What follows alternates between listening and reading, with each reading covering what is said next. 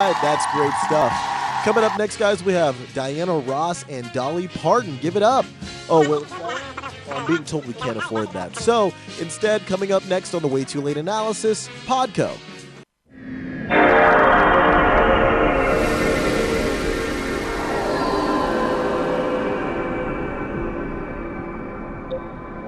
And means to me today, even more so today than when it came out in 1995. Yes. It's one of those rare films that has caught on and just continually grow. Yeah, it's about relationship. Recently, Disney released a documentary and did a whole campaign for the 30th anniversary of a Goofy movie. One of my all-time favorite movies as a kid, bonus for an extremely goofy movie. The YouTube video released by Disney for this celebration featured the two main voice actors of Goofy and Max simulating the road trip they took in the movie.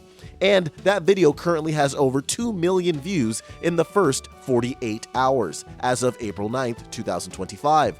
This celebration gave way to a realization that nostalgia, done right, has monetary and engagement potential.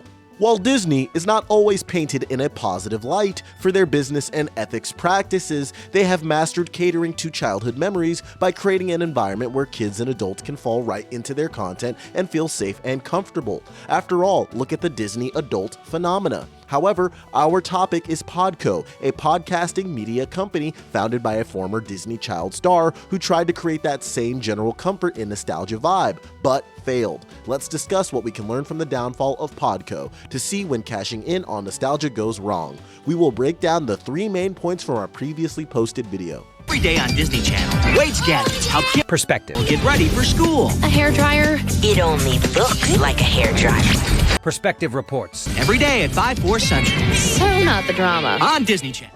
Podco was a media company centered around making podcasts about old TV shows, and the unique value proposition was that the featured shows on Podco were hosted by the actors from those shows. Podco lasted from 2022 through 2024 and has been inactive since September 2024, except for a couple of shows who have struck out on their own. Podco's failure can be attributed to many things: lack of leadership, no media partnerships, the content direction and intention, not cycling their shows for newer nostalgic shows from a new generation, not using their acting talents to make original content, and also not having access to the original IP to take full advantage of the nostalgia content, which was due to no media partnerships. This can all be summed up as Podco not being authentic to what they had. Despite this, Google Trends showed Podco did boost searches to the relevant shows they featured, and some shows were able to land popular guests. Despite this, the company's biggest hit was the first episode of the Ned's Declassified podcast in early 2023, which led to their biggest setback, the controversy surrounding that podcast and the lack of comfort building to invite a willing audience in to have a good time. Instead, they made people realize that these actors and shows may not have been as great as we all remembered.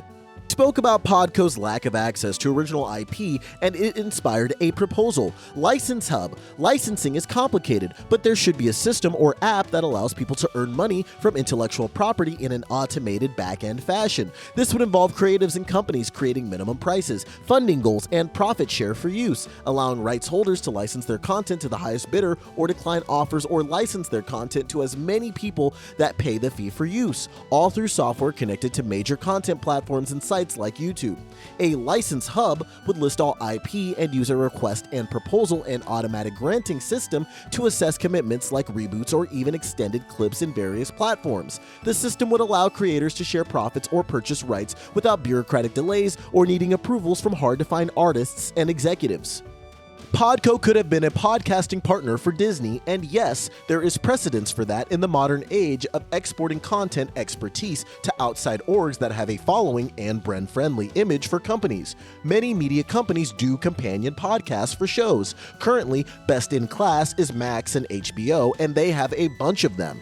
Podco's lack of strategy for content longevity and a roadmap for continued success hindered them from seeking out major partnerships. Other companies will not make that mistake if they are wise. Also, there are many other podcast/media startups that have success even without a major media partner. By 2033, analysts predict the creator economy globally will be worth $530 billion, about the GDP of Thailand. The creative industry has been around for a while, containing recipe blogs, YouTube, Rumble, and software like Canva. Businesses like Podco are among many who are, were, and will be swept up in chasing a small slice of that money, similar to myself and other creators and companies. It's hard to reject such a seemingly simple and lucrative lifestyle. Just create! Despite the reality being the opposite of simple.